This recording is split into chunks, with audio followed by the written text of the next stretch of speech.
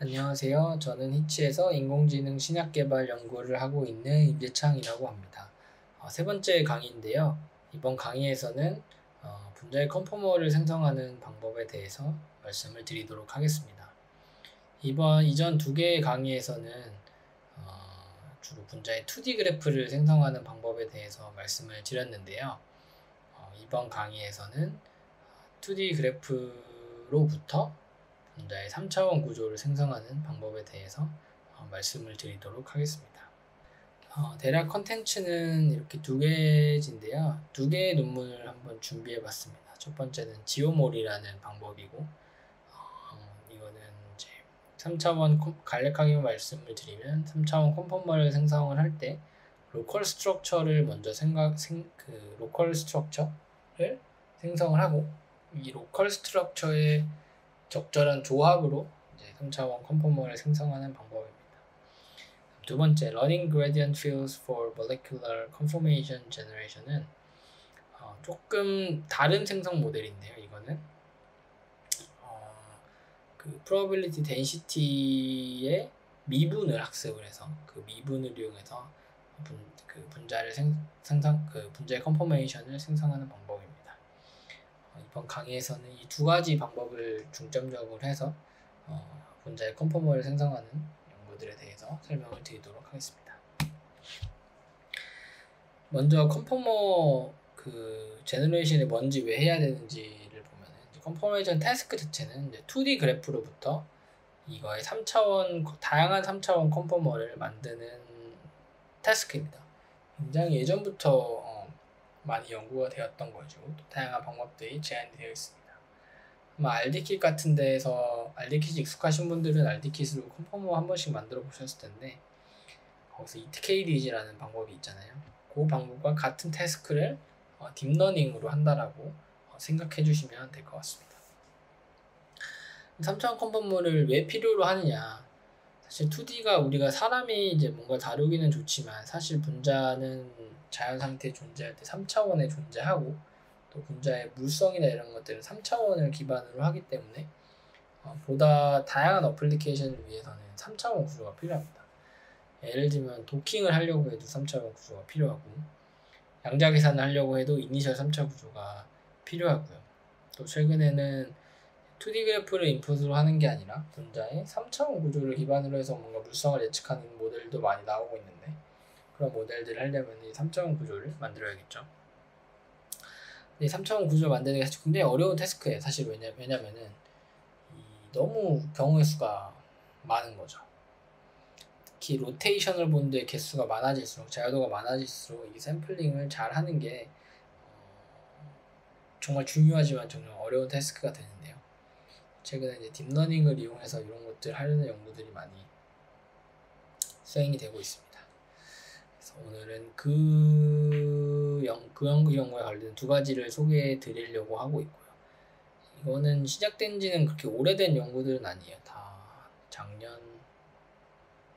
작년부터 주로 연구에 나오기 시작해서 이제 시작 단계에 있는 연구들이고, 그럼에도 불구하고 꽤나 괜찮은 퍼포먼스를 내고 있기 때문에 앞으로 이 분야에 대해서도 많은 발전이 있을 거라고 생각을 하고 있습니다.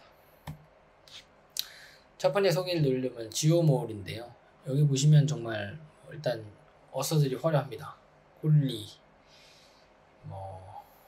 야콜라, 이 분야에서 제일 잘하는 사람들이죠.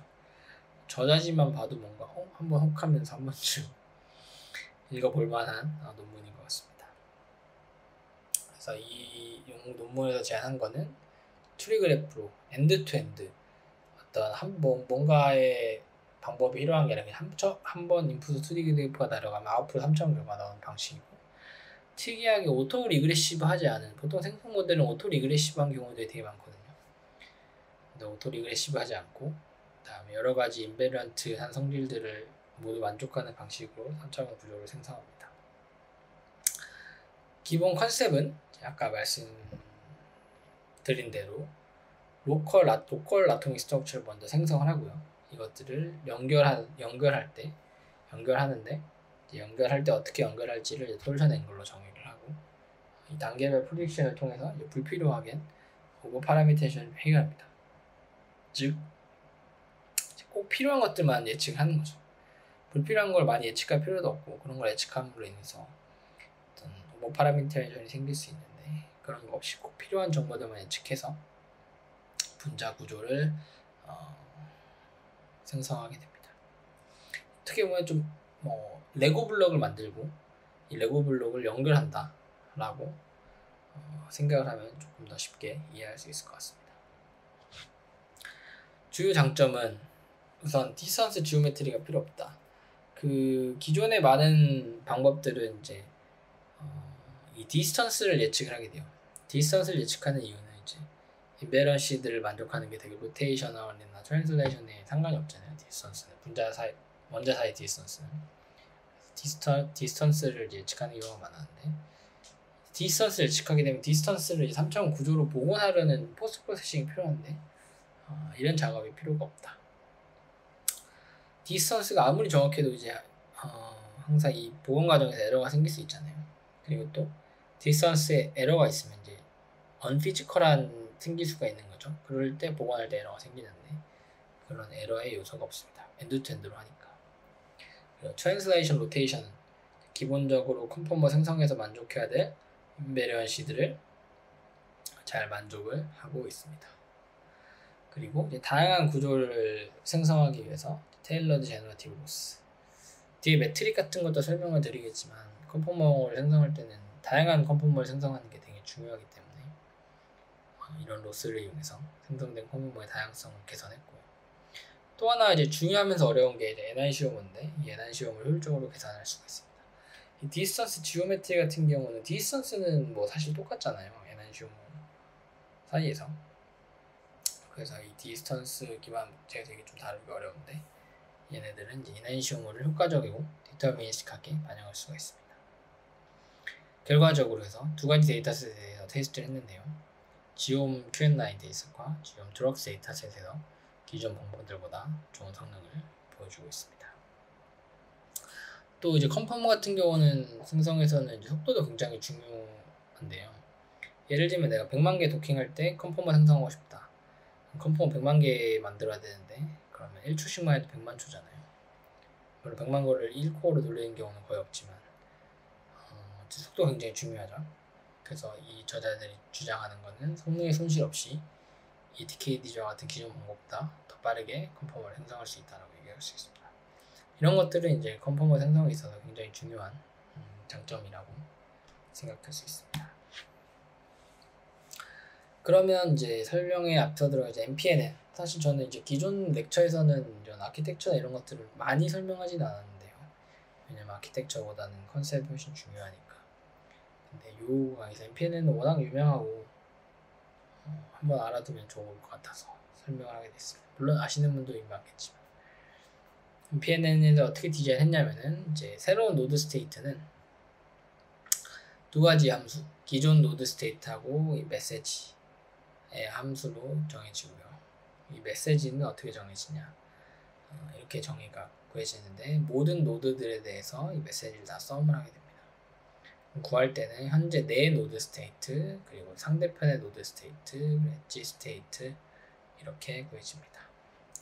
여기 이제 그 특이한 거는 이제 처음에 이니셜 노드 스테이트를 그 XV하고 이 ZV는 노멀 디스트리뷰션에서 샘플링이 되죠. 이 노멀 디스트리뷰션에서 랜덤 벡터를 콘캐스하게 되는데 이건 아무래도 컨포머를 생성하려면 컨포머 여러 개 나와야 되잖아요. 어떤 커버 샘플링 할 수 있는 랜덤한 뭐라고 해야 될까? 랜덤한 파트가 있어야 되는데 그 랜덤한 파트를 도입하기 위해서 이걸 넣은 것 같습니다. 그래서 그림으로 보면 노드 스테이트가 있고 엣지가 이렇게 있으면은 메시지를 계산하는 거죠. 둘 사이의 메시지. 그래서 메시지를 계산한 다음에 메시지를 썸을 해서 새로운 노드 스테이트를 만들게 됩니다. 그러면 이 새로운 노드 스테이트는 주변의 연결된 노드들과 연결된 엣지들의 어떤 조합으로 만들어지게 되고 어떻게 섞어야 할지가 이제 모델이 학습되면서 모델에 의해서 학습이 되는 거죠. 카이랄리티가 되게 화학에서 중요한데 항상 다루기가 까다로워요. 이 사람들은 카이랄리티를 어떻게 만들었냐, 이 로컬 스트럭처를 만들 때 하고요. 카이랄리티는 이제 원자 하나 있으면 그 주변에 있는 것들에 의해서 만들어지는 거잖아요. 그래서 그 로컬 스트럭처를 만들 때 카이랄리티를 고려를 하고 아래 값들을 계산합니다. 저도 이 수학을 아예 다 아는 건 아닌데 이 4개가 있어야지 그 구조가 나오고 평면을 벗어날 수 있잖아요. 이 4개에 대해서 이런 사인을 구해요. 이게 플러스 1이나 마이너스 1로 나온다고 합니다. 그럼 이게 플러스 1하고 마이너스 1이 서로 거울상 관계예요. 그래서 내가 만약에 만들어야 할 구조가 플러스 1인데 현재 내가 생성한 LS의 구조가 마이너스 1이다. 뒤집어야겠죠. 그럼 로컬 스트럭처를 뒤집어요. 그리고 내가 만들어야 할 게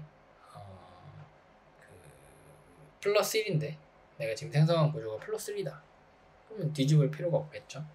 거울 반사하지 않고 로컬 스트럭처를 만들게 됩니다. 로컬 스테레오 케미스트는 로컬 스트럭처 레벨에서 정해지는 거기 때문에 이 로컬 스트럭처 레벨에서 에나지오머를 일단 반영을 올바르게 해서 진행하게 됩니다. 그럼 이제 로컬 스트럭처를 만들어야 되는데 이 로컬 스트럭처 만들 때 중요한 게 로컬 컨시스턴시를 만족을 해야 됩니다. 예를 들면 둘 사이의 거리라고 하면은 x하고 y의 거리다. 그럼 이거는 x를 중심으로 해서 구하든 y를 중심으로 해서 구하든 동일해야겠죠. 거리는 물론 이제 두 개가 이론적으로는 달라질 수 있지만 이제 아키텍처 상으로는 달라질 수 있지만 학습을 통해서 갖게 만들겠다 이렇게 할 수 있지만 만약에 두 개가 다르게 나중에 학습도 어쨌든 뉴메리컬한 차이에서 두 개가 조금 다를 텐데 그러면 이제 에러의 소스가 되고 굳이 딥러닝 모델을 어렵게 가르칠 필요가 없잖아요.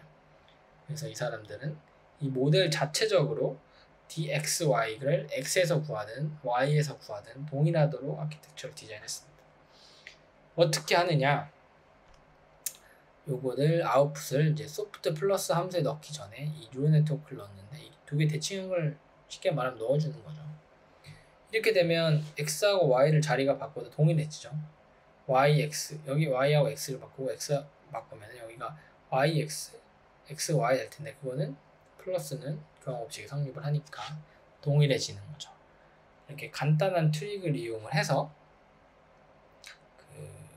dxy를 구하게 됩니다.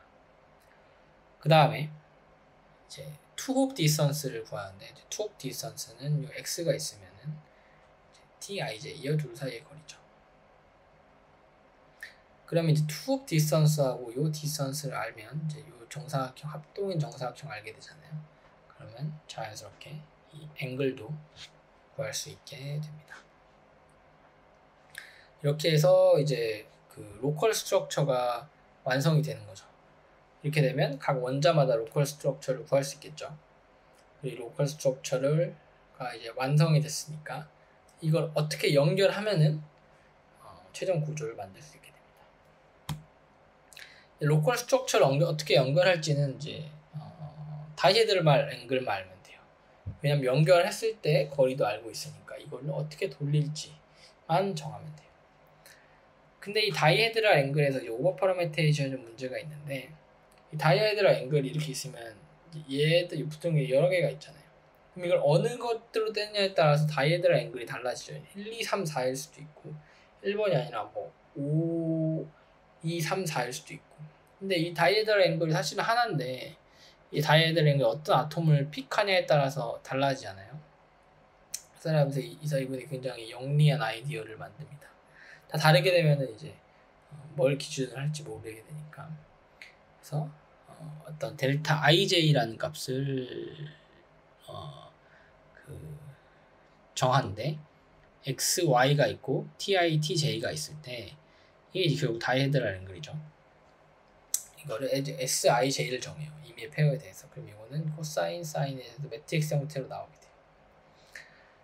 그리고 이것들의 아까 텐전트 2를 알파라고 정해요. 그럼 이 알파가 되게 신기하게 그럼 위의 관계를 만족하기 때문에 다이헤드럴 앵글이라는 거는 이 알파는 자연스럽게 언제나 어떤 페어를 잡던 알파가 같은 값이 돼요. 그러니까 다이하이드랄 앵글을 하나로 정의할 수가 있는 게 되는 거죠. 그리고 또 하나, 이만큼 이제 이만큼 60도만큼 돌리잖아요. 그럼 알파도 60도만큼 돌아가요. 그러면 내가 뭐 알파가 120도인 컨포머를 만들고 싶다. 그럼 이미 연결해요. 현재 30도다. 현재 다이하이드랄 앵글 30도인데 알파가 뭐 60이다. 그러면은 알파가 60도만큼 돌려야 되잖아요. 그럼 이거를 60도만큼 돌리면 딱 맞는 구조가 나와요. 이런 특성이 있기 때문에 이 알파를 이 딥러닝 모델이 이제 알파를 예측을 하게 됩니다. 굉장히 저는 영리한 아이디어라고 생각이 드는데, 간단하지만 이런 방식으로 이제 다이하이드랄 앵글의 오버 파라미터레이션 문제를 해결했습니다. 그래서 전체적 아키텍처는 이렇게 돼요. 먼저 2D 그래프가 있으면 메시지 패싱 뉴럴 네트워크, 여기다 노이즈, 아까 NPNN 돌릴 때 노이즈 걸렸죠. 이 노이즈를 넣고 이렇게 돌려요. 노드 스테이트가 나올 텐데, 이 노드 스테이트 각 아톰마다, 터미널이 아닌 아톰에 대해서는 다 이걸 할 수가 있겠죠. 터미널 아톰마다 이렇게 로컬 스트럭처를 만들게 되고요. 이 로컬 스트럭처를 연결을 해서 최종 구조를 만들게 되는데, 이때 토션 엔딩을 이루어졌던 HX와 HY, H몰로 해서 예측을 하게 됩니다. 생각하면 생각할수록 참 이 알파는 신기한 것 같아요. 연결하게 되면 이제 새로운 풀 컨포머 어셈블리가 되는 거죠. 그리고 나서 마지막으로 테스트 타입일 때만 디터미니스트하게 링을 코렉션 해줍니다. 링이라는 건 항상 이제 닫혀야 되잖아요. 그래서 링에 관련된 것만 코렉션을 한번 해주게 되고요. 요거에 대해서는 이제 여기서 이 논문에서 핵심으로 다루고 있지는 않기 때문에 저도 패스를 하도록 하겠습니다. 코렉션 하게 되면 최종적인 구조가 만들어지게 됩니다. 결과로 보면 이제 매트릭을 여러 가지를 이용해서 이걸 봤는데요. 먼저 이제 코브이라고 부를게요. AMR. 커브는 이제 커버리지의 약자인데, 코브는 이제 정답 컨포머 중에 얘네가 몇 개나 생성을 했느냐. 얘네는 정답 컨포머가 뭐 1000개가 있는데 이 방법을 이용해서 800개를 생성을 했다. 그러면 1000개 중에 800개가 나온 거니까 이제 80% 커버지가 되는 거죠. 그 다음에 AMR은 이제 여러 가지 컨포머들을 생성을 했는데, 이 중에서 제일 가까운 거에과 정답 사이 RMSD가 몇이냐, 제일 작은 RMSD가 몇이냐. 그래서 커버리지가 크다는 거는 평균적으로 커버리지가 크다는 거는 되게 다양한 컨포머를 만든다는 의미고요. AMR을 한다는 거는 이제 굉장히 정확한 구조를 만든다라는 거죠. 그래서 커버리지는 높고 AMR은 작을수록 잘 생성을 한다라고 볼 수가 있습니다. 두 개에 대해서 봤는데, 이제 커버리지 리콜 R이 있고 P가 있고, 이제 AMR도 있고 R이 있고 P가 있는데, 이거는 R은 이제 프릭션하고 예측할 수 있으면 이걸 이제 프릭션 기준으로 보느냐, 프릭션하고 정답에 있으면 프릭션 기준으로 커버리지를 계산하느냐, AMR 트루를 기준으로 커버리지를 계산하느냐, 이 차이고요. 그래서 두 개가 있다라고 생각을 해주시면 될 것 같아요. 첫 번째 로고는 이제 다른 딥러닝 방법들, 이게 고전적인 방법들인데, 보시면은 이제 대체적으로 다 기존 딥러닝 방법들에 비해서는 확실히 좋은 성능을 보여주고, 많은 경우에도 이제 RDKit이나 ETKG에 비해서 좋은 성능을 보여주는 것을 알 수가 있습니다. 이것뿐만 아니라 이제 카메라 잠깐 지울게요. QM9 셋, 지옴 드롭뿐만 아니라 QM9 셋에 대해서도 대체적으로 다 위의 방법들에 비해서 좋은 성능을 보여주고, 이런 기존 방법, 컨벤셔널, 이건 딥러닝 아닙니다. 딥러닝 방법들에 비해서도 어떤 건 좋고 어떤 건 안 좋은 성능을 보여주게 됩니다. 전체적으로 보면 이제 이 위에 거에 대해 성능이 조금 떨어지죠. 그 이유는 이제 QM9이 조금 분자가 작고 위에 거는 크기 때문에, 크게 되면 아무 로테이션 분드가 많아지고 이러면 이제 컨포메이션 만들기가 어려워지기 때문에 이런 일이 발생을 하게 됩니다. 상성된 구조를 보면 이게 레퍼런스 구조고요.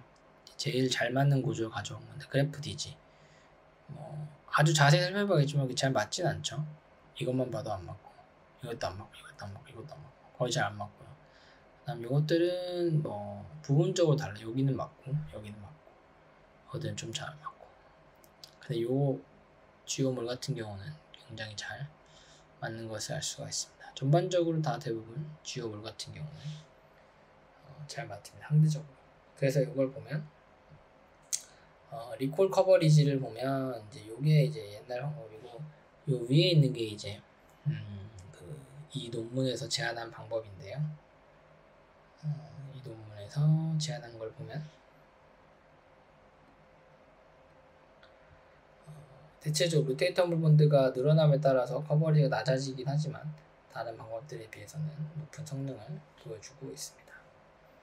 그 다음에 이제 컨펌을 생성하는 시간도 보시면은 이제 지오몰이 굉장히 빠르죠.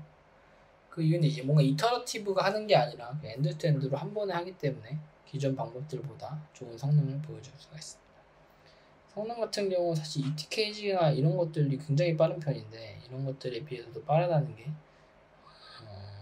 꽤나 인상적인 성능을 보여주고 있어서 대규모 계산에도 충분히 적용할 수 있는 정도의 성능을 보여주고 있습니다. 그러면 이 설명은 여기까지 하고 다음 방법으로 넘어가도록 할게요. 이건 역시도 태스크는 동일해요. 분자의 2D 그래프로부터 분자의 3차원 구조를 생성을 하는 방법입니다. 근데 방법이 좀 특이해요. 앞에 거는 구조를 새로 만드는 방법인데 이거는 그 물리적으로 보면 이제 포스 필드의 관점에서 원자의 좌표의 분포에 대한 그레디언트 필드를 학습하게 됩니다.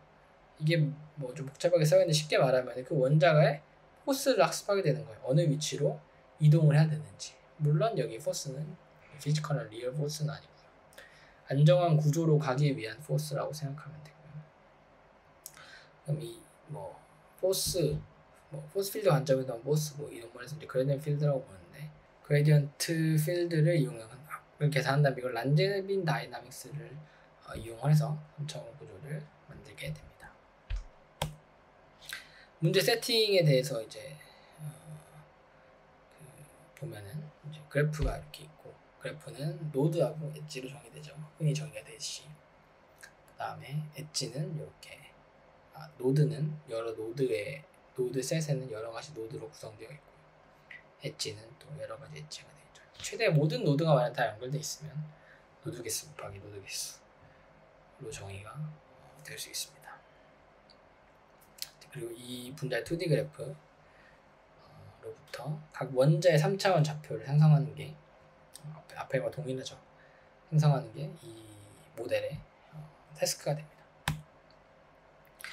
스코어 베이스드 제너러티브 모델링에 대해서 먼저 간단하게 설명을 드리면은 이거는 이제 딥러닝 모델이랑 생성 모델이 결국 프로버빌 덴시티를 어떤 식으로든지 익스플리시트하게 혹은 임플리시트하게 학습을 하는 건데 이거는 프로버빌 덴시티를 학습하는 게 아니라 이 프로버빌 덴시티가 미분 가능하다고 가정을 하고요.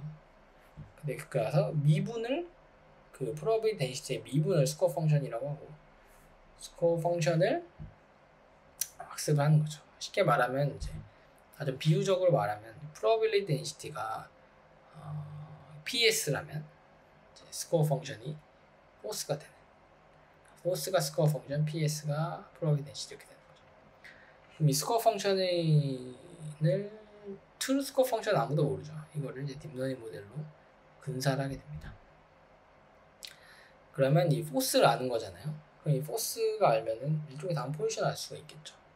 MD 몰레큘 다이나믹스 하는 것처럼. 그래서 이 랑제빈 다이나믹스를 돌리면 즉 포지션 있고 포스 계산해서 옮기고 포지션 계산해서 뭐 이렇게 쭈르륵 계속 쭈르륵 n 스텝을 돌리게 되면 이제 그 최종적으로 분자가 생성하게 됩니다. 그러면 이제 프로버빌 덴시티를 하는 것보다 스코어를 하는 게 뭐가 좋으냐? 이제 프로버빌 덴시티를 하기 어려운 여러 가지가 있는데 인터프터블 하다는 게 있잖아요. 근데 스코어 펑션은 그런 게 없기 때문에 그 PX를 바로 모델링하는 것보다 장점이 있다 라고 볼 수가 있습니다. 장점만 있느냐? 어려운 점도 있죠. 그건 바로 이 스코어 펑션을 모든 영역에 대해서 학습을 해야 되는데 이 트레이닝 셋은 일부만 있잖아요. 일부 영역에서만 스코어 펑션을 할 수 있다는 게 되게 단점이죠. 예를 들면 분자 구조로 치면은 되게 안정한 분자 구조밖에 없는 거예요. 막 이상한 구조가 없는 거죠. 그래서 이 사람들이 어떻게 하냐면 이제 우리가 가지고 있는 데이터셋에다 노이즈를 넣고 그 노이즈를 넣게 되면 이제 새로운 스코어 펑션이 새로운 영역이라고 할까요? 기존 데이터 커버하지 않은 영역의 데이터를 얻게 되고 그럼 그 영역에 대해서도 스코어 펑션을 분사할 수 있게 됩니다. 요거를 좀 그림으로 보면 이제 그 목적은 트레이닝셋이 없는 데에서도 스코어 펑션을 모델링을 하자라는 거고 데이터 덴시티를 보면 특정 부분에 있어서만 이제 데이터를 가지고 있는 거죠. 이 부분에 대해서는 우리가 스코어 펑션을 계산할 수가 있는데 이런 부분에서는 데이터가 없으니까 계산하기가 힘들잖아요. 그럼 이 데이터의 스코어도 투 스코어도 정확하지가 않겠죠. 데이터 샘플이 없으니까 얘네들 간의 스코어는 계산할 수가 있는데 얘네들 여기는 데이터가 없으니까 트루 스코어도 계산할 수가 없고 트루 스코어를 모르니까 자연스럽게 예측한 스코어도 부정확해지겠죠.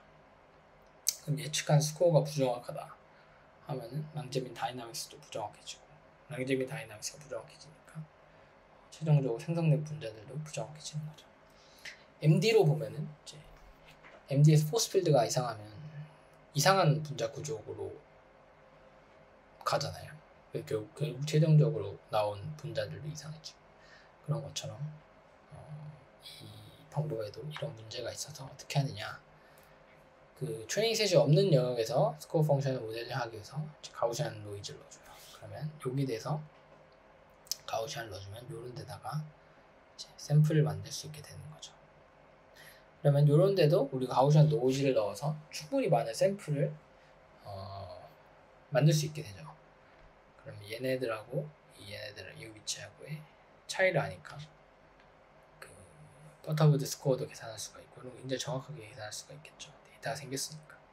그럼 이걸로부터 학습을 하게 되면 에스티메이트 된 스코어도 굉장히 정확하게 에스티메이션을 할 수 있게 돼서 이 모델이 작동할 수가 있는 거죠. 또 MD로 비교해보면 MD에서 포스필드가 정확해지면 트랙토리 정확해지고 최종적으로 나온 분자 구조도 좀 더 리즈너블하고 정확해지잖아요. 그런 것처럼 이 스코어 펑션이 정확해지면서 최종적으로 정확한 오브젝트를 생성할 수 있게 되는 것입니다. 그래서 이제 다시 오면은 이제 그 어느 만큼의 노이즈를 넣어주냐 여기서 노이즈 컨디셔너라는 스코어 펑션이 있는 얘기 나오는데 그래서 노이즈에 따라서 트레이닝의 오브젝티브가 달라지는 거죠. 노이즈에 디펜던트 해주는 겁니다. 그래서 이 스코어 펑션 여기 노이즈 시그마 i가 가우시안의 그 스탠다드 디비에이션인데 스탠다드 디비에이션에 따라서 그러니까 노이즈의 크기에 따라서 이 스코어 펑션이 결정이 되고 이 노이즈에 따라서 이 당연히 그레이던트도 다르겠죠. 노이즈에 들어가는 거에 따라 얼마나 이 샘플로부터 멀어지냐가 정해지니까 이 노이즈 함수를 차이를 학습을 하게 됩니다. 이 0이 되면 결국 정확한 이 값을 얘가 근사를 하게 되는 거죠. 근데 이것도 사실 이 값도 근사예요. 왜냐면 이 샘플 자체도 우리가 노이즈를 만들어서 근사하는 거기 때문에. 그럼 아까 말한 대로 이 근사한 노이즈의 컨디셔널이 걸려있는 스코어 펑션을 학습하게 된 다음에는 노이즈 레벨을 바꿔가면서 랑제빈 다이믹스를 해서 분자 구조를 생성을 할 수 있게 됩니다. 이때 내가 노이즈 레벨을 스탠다드 디비에이션을 0부터 100까지 했다 하면은 처음 100에서 시작을 해서 99, 98 예를 들면 이 간격은 실제로 이렇게 유니폼하진 않지만 이렇게 됐을 때 100에서 랑제빈 다이나믹스 한 최종 결과물이 99일 때 인풋으로 되고 노이즈를 바꿔가면서 랑제빈 다이나믹스를 수행을 하게 되고요. 랑제빈 다이나믹스의 결과로서 분자가 생성이 되게 됩니다. 처음엔 노이즈가 엄청 크니까 엄청 왔다 갔다 하겠죠. 되게 다양한 곳을 왔다 갔다 하다가 노이즈 레벨이 점점 작아지면서 이 변화 폭이 점점 줄어들고 하다가 최종적으로 분자가 생성되게 됩니다. 노이즈 레벨을 잘 정하는 게 아직은 뭐 명확히 밝혀내지 않고 임피리컬하게 있는 것 같아요. 그래서 이 노이즈 레벨을 어떻게 정할지가 꼭 이 연구뿐만 아니라 스코어 베이스 제너러티브 모델링에서 많은 연구가 이루어지고 있는 분야인 것 같습니다. 그래서 노이즈 레벨을 잘 정하는 게 중요하고, 다양한 노이즈 레벨, 아직까지 완벽한 노이즈 레벨 정할 수 있는 방법은 없고 다양한 방식이 연구되고 있다. 그래서 이거 요약을 하자고 하면 이 데이터가 이렇게 있는 거죠. 트루 데이터가 여기 이렇게 있고, 이 데이터는 굉장히 임밸런스 하겠죠.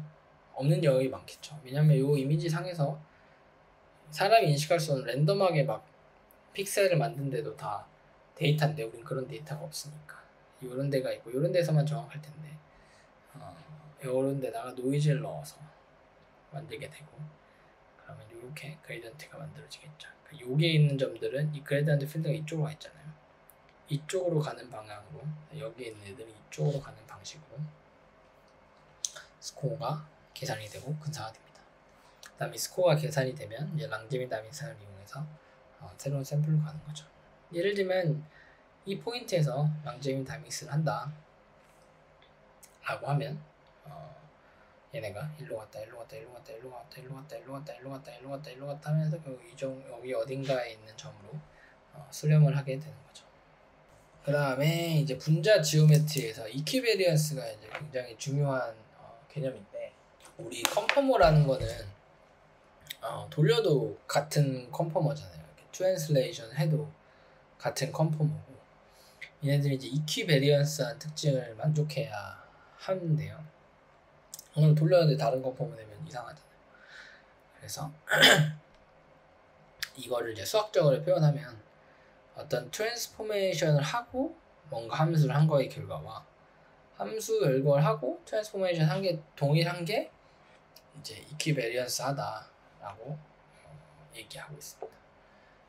근데 이제 이 논문에서는 이 스코어 펑션을 어떻게 정의하냐면, 이 그래프에서 포지션에 대해 미분을 정하기 때문에 얘네들도 자연스럽게 위에 그 이퀴베리언스의 조건을 만족을 하게 됩니다. 그래서 오버뷰를 보면은 인풋 그래프가 있으면요, 이 이퀴베리언스를 만족하기 위해 이제 디스턴스를 가지고 뭔가를 하게 되는데요, 이 디스턴스가 이렇게 됩니다. 그럼 이 디스턴스에 트루 디스턴스가 있죠. 그럼 여기다가 노이즈를 넣어요. 촉촉촉 이렇게 노이즈가 넣게 되고요. 그럼 트루 스코어는 이제 둘 차이가 됩니다. 그 다음에 이 스코어 네트워크에는 인풋 그래프가 들어가게 되고요. 인풋 그래프로부터 이 어떤 스코어가 아웃풋으로 나오고, 이 예측된 스코어하고 트루 스코어의 차이를 미니마이즈를 하게 됩니다. 근데 여기서 이제 그럼 이제 디스턴스만 가지고는 거리를 복원할 수가 없잖아요. 그래서 이 디스턴스를 포지션 체인을 이용해서 이 디스턴스의 포스를 포지션에 대한 포스로 만들어주고, 그러면 각 아톰에 해당하는 포스, 그레디언트 필드가 계산이 되게 됩니다. 그럼 이 아톰에 대한 그레디언트 필드가 있으니까 이거를 랑제미 다이나믹스를 돌려가지고 새로운 구조를 샘플링하게 됩니다. 그럼 이 디스턴스에 대한 스코어 그레디언트 필드를 어떻게 원자로 바꿀 거냐? 이건 체인 룰을 쓰게 되는데, 이 스코어가 있으면은 이 스코어라는 거는 이제 어떤 함수를 거리로 미분을 한 건데, 미분해서 체인 룰을 쓰는 거죠. 그러면 이 디스턴스의 미분, 디스턴스의 거리에 대한 미분. 그러면 이게 결국 요게 이렇게 미분이 되고, 요만큼이 요걸로 또 미분이 되고요. 그러니까 이만큼이 디스턴스에 대한 스코어가 되는 거죠. 결국 요거를 이 내 네이버에 대해서 모두 서메이션을 하게 되면 각 아톰의 그레디언트 필드로 바꿀 수가 있습니다. 디스턴스에 대한 그레디언트 필드를 각 체인을 이용해서 각 아톰의 그레디언트 필드로 바꾸는 거죠. 그럼 생성 과정은 어떻게 하느냐? 처음에 2D 그래프가 있는 다음에 포지션을 랜덤하게 만들어요. 랑제민 다이나믹스를 돌리고 이 그레디언트 예측하고, 이거부터 이 그레디언트 이용하고 그레디언트 필드하고 현재 포지션 이용해서 업데이트하고, 다시 그레디언트 하고 업데이트하고 그레디언트 업데이트하고, 이걸 쭈르르 반복을 하면 최종 스텝에는 이제 T 스텝에는 안전한 원자 구조가 만들어지게 되는 거죠. 이 랑제빈 다이내믹스 물리에 익숙하지 않은 분들 훨씬 많을 테니까 저도 그렇고요. 그래서 어닐드 랑제빈 다이내믹스 샘플링에 대해서 보면은 먼저 몰레큘러 그래프하고 노이즈 레벨이 있어야 돼요. 이거는 학습할 때랑 상상할 때 달라지면 안 되겠죠. 그 다음에 스텝 사이즈. 또 다이나믹스 하려면은 스텝 간격이 있어야 되잖아요. 그 다음에 몇 스텝을 움직일 거냐. 그래서 입실론하고 t가 있어야 돼요. 그래서 먼저 노이즈 레벨이 큰 것부터 합니다. 그리고 이때 스텝 사이즈는 이 노이즈 레벨에 따라서 이렇게 조정을 하고요. t 스텝 랑제빈 다이내믹스 할 텐데 각 스텝마다 이 디스턴스에 대한 그레디언트 필드를 계산을 하고 이 디스턴스에 대한 그레디언트 필드를 아톰 포지션에 대한 그레디언트 필드로 바꾼 다음에 그다음 노이즈를 샘플링해요.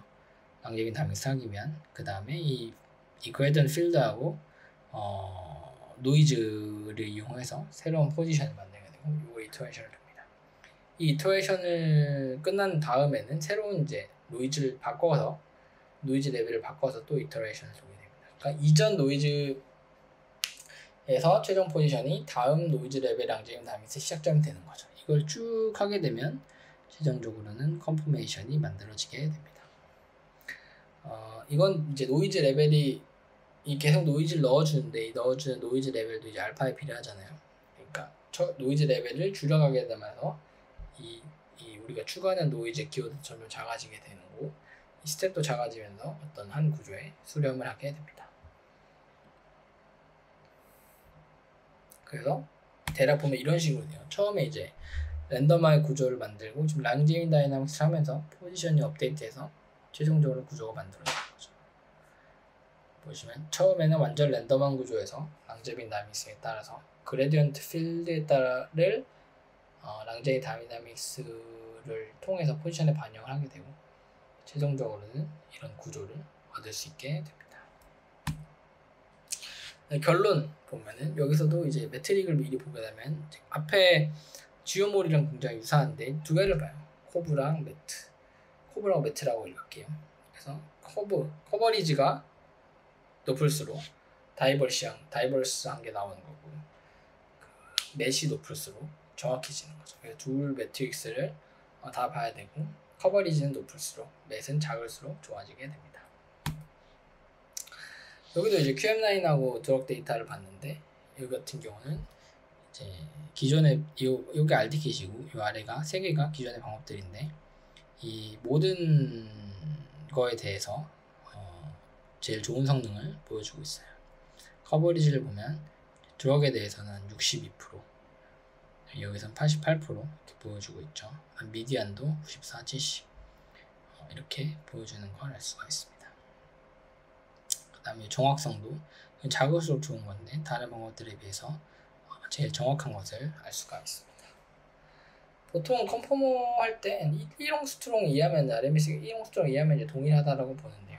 그거보다 훨씬 낮은 0.2에 근접을 하고 있고 이 드럭은 좀 분자가 커서 그렇지만 1 정도에서 보여주고 있어서 거의 같은 구조를 많이 만들어내고 있다 평균적으로 라고 볼 수 있습니다. 그래서 구조를 보면 요 맨 윗줄에 있는 게 이제 인풋 그래프고요. 요 아래에 있는 게 이제 생성한 그래프인데 요게 이제 컴프GF로 만든 거고 컴프GF로 만든 게 굉장히 실제 구조하고 유사하죠. 이렇게 보면은 반면에 이제 다른 딥러닝 모델로 만든 것들은 이제 이상한 구조들이 많이 나오는 것을 볼 수가 있습니다. 그래서 컴프GF가 좋다라고 저자들은 얘기를 하고 있습니다. 이제 RMS뿐만 아니라 디스턴스의 분포를 봤는데요. 이제 어떻게 했냐면 이제 컨포머를 1000개 생성을 했고 디스턴스의 분포를 계산한 다음에 이제 true로 레퍼런스의 디스턴스 분포가 있고 컴프GF의 디스턴스 분포가 있으면 둘 사이에 MMD를 계산을 했습니다. 그래서 이 MMD를 봤을 때 디스턴스 같은 경우 이제 싱글 디스턴스, 그 다음에 페어 디스턴스, 그 다음에 모든 디스턴스 이렇게 봤고요. 싱글 같은 경우도 컴프GF가 다른 것들에 비해서 좋은 성능을 보여줍니다. 특이한 게 RD킷이 디스턴스의 분포는 좀 다르더라고요.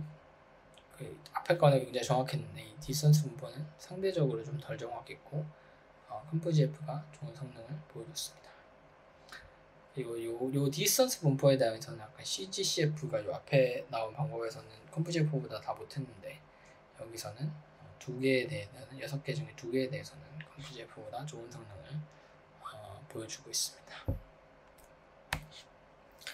그 다음에 이 거리만 똑같으면 다냐? 사실 아닐 수 있죠. 거리는 조금 다른데 물성은 많이 다를 수도 있고, 거리는 많이 다른데 물성은 조금 다를 수도 있으니까 이 컨펌으로부터 평균 에너지를 받고, 그 다음에 컨펌머의 평균 에너지, 컨펌머도 앙상블해가지고 평균 에너지, 컨펌머의 최소 에너지, 허머 루머 에너지 갭의 최대를 봤는데 물성을 본 거죠. 3차원 구조에 관련된. 만약에 구조가 100% 똑같으면 물성도 똑같겠죠. 구조와 물성은 1:1 매핑이 되니까. 그러니까 구조가 정해지면 물성이 나오는 거니까. 그래 봤을 때 이 물성 같은 경우는 RD킷이 좀 많이 좋았어요. 이 5가지의 물성 모두. 그러니까 요것들은 아까 말한 것처럼 거리가 그 구조가 RMS향으로 가까운 게 물성이랑 100% 연동되진 않는다라는 거를 보여주는 거고요. MA 측면에서 보면은 이제 RD킷이 좋은데 미디안 측면에서만 바뀌는 게 있죠. 예를 들면 평균 에너지가 RD킷이 더 작았는데 미디안은 컴프GF가 더 작죠. 여기 2.78, 0.53. 여기 보면 이제 여기는 MA하고 미디안이 큰 차이가 안 나요. 0.92하고 0.89니까. 컴프GF는 차이가 크죠. 2.78하고 0.53이니까. 이 저자들이 말한 이 다른 것도 다 마찬가지고요. 그 이유가 이제 컴프GF는 이제 보면은 여러 앙상블 중에 한두 개 굉장히 이상한 걸 가끔씩 만들더라.